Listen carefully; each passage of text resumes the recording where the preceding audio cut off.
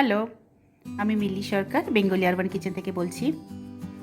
আজকে আমি করে দেখাবো পোহা অথবা বলতে পারেন ঝাল চিড়ে বা বলা যেতে পারে চিড়ের পোলাও। আপনারা আমার চ্যানেলটাকে দেখতে থাকুন।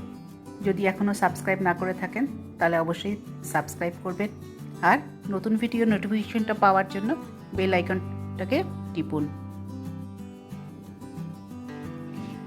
এই রকম সুন্দর ঝরঝরে চিড়ের পোলাও বানানোর জন্য কোন কোন ইনগ্রিডিয়েন্টসের দরকার হয় আসুন প্রথমে সেটা দেখে নেওয়া যাক।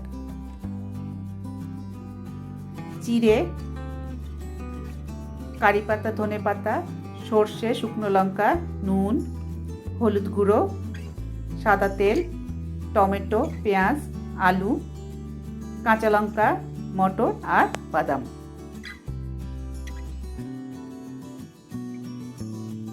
চিড়ের পোলাও বানাতে যে ইনগ্রিডিয়েন্টসগুলো আমি আজ ব্যবহার করেছি সেগুলো মোটামুটি সবসময় আমাদের ঘরে থাকে, আর আপনি চাইলে এটা যখন তখন খুব সহজেই বানিয়ে ফেলতে পারেন। প্রথমে আমি কড়াই বসিয়ে দিয়েছি। কড়াই বসিয়ে দিয়ে যে বাদামগুলো ছিল সেগুলো আমি দিয়ে দিচ্ছি। আঁচটা মিডিয়াম করে রেখেছি। বাদামগুলো ভেজে নিচ্ছি। ভাজতে মোটামুটি 5 মিনিট মতো সময় লাগবে। তারপরে এগুলো ভাজা হয়ে গেলে একটা বাটিতে নামিয়ে নেব। তারপরে এই কড়াইতেই বাকি রান্নাটাও করব।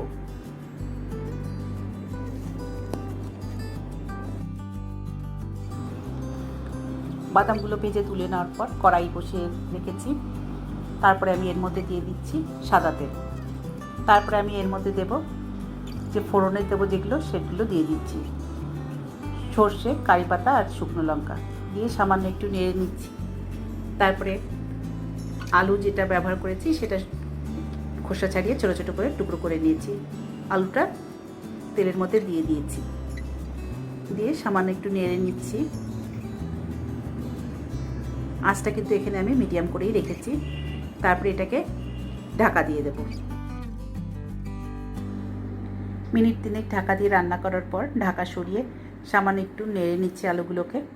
এরপর আমি এর মধ্যে দেব পেঁয়াজ কুচি, কাঁচা লঙ্কা কুচি আর টমেটো কুচি। এরপরে দেব মটর।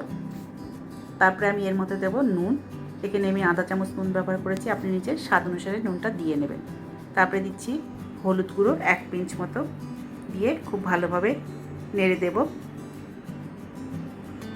বেশ কিছুক্ষণ ভাজতে থাকবে এইভাবে মিনিট 3-4 ভাজার পরে আমি এগুলোকে আবার একটু ঢাকা দিয়ে দেব। মিনিট 2 ঢাকা দিয়ে রাখার পর ঢাকা সরিয়ে এবার নেড়ে দেব আর দেখে নেব সবজিগুলো সব সেদ্ধ হয়েছে নাকি। সবজিগুলো বেশ ভালোভাবে সেদ্ধ হয়ে গেছে। এবার আমি দেব এর মধ্যে চিড়ে। এখানে আমি 200 গ্রাম চিড়ে ব্যবহার করেছি। সেটাকে আগে থেকে ভালো করে ধুয়ে জল ঝরিয়ে রেখেছিলাম আর সামান্য একটু জল দিয়ে রেখেছিলাম। চিড়েটা বেশ নরম হয়ে গেছে। এরপরেই আমি এর মধ্যে দিয়ে দিলাম আধা চামচ নুন। নুন দেওয়ার পর সবজি আর চিড়েগুলোকে খুব ভালোভাবে নেড়ে দিচ্ছি। এরপরে আমি এর মধ্যে দেব আগে যে রোস্ট করে রেখেছিলাম বাদামগুলো, সেগুলোকেও দিয়ে দিলাম। সেগুলোও ভালো করে চিড়ের মধ্যে মিশিয়ে নেব। আপনারা যদি ঝরঝরে চিড়ের পোলাও বানাতে চান তাহলে আপনারা যখন রান্নার জন্য চিড়েটা নেবেন তখন চিড়েটা একটু সামান্য মোটা নেবেন। পাতলা চিড়ে নিলে গলে যাওয়ার সম্ভাবনা থাকে, এরকম ঝরঝরে হয় না। কিন্তু মোটা চিড়ে নিলে সেটা বেশ ভালো ঝরঝরে হয়। এটা আপনারা যখন বানাবেন তখন একটু খেয়াল করে নেবেন। এরপরে আমি এর মধ্যে দিয়ে দিলাম 2 চামচ মতো ধনে পাতা কুচি। তারপরে এগুলোকে সব একসাথে মিশিয়ে নিলাম। আর এইভাবে তৈরি হয়ে গেল আজকের বানানোর রেসিপি ঝরঝরে চিড়ের পোলাও। চিড়ের পোলাও সকালের জলখাবারের জন্য ভীষণ ভালো একটা ডিশ। বিকেলে স্ন্যাক্সেও এটা খুব ভালো যায়। আজকে আমার বানানো এই ভিডিওটা আপনার কেমন লেগেছে, আপনার মূল্যবান মতামত অবশ্যই আমাকে কমেন্ট সেকশনে লিখে জানাবেন। ভিডিওটা লাইক করবেন, আর যদি সাবস্ক্রাইব না করে থাকেন তাহলে অবশ্যই সাবস্ক্রাইব করবেন। আবার দেখা হবে নতুন কোনো ভিডিও নিয়ে আপনাদের সাথে। ভালো থাকবেন। Thank you.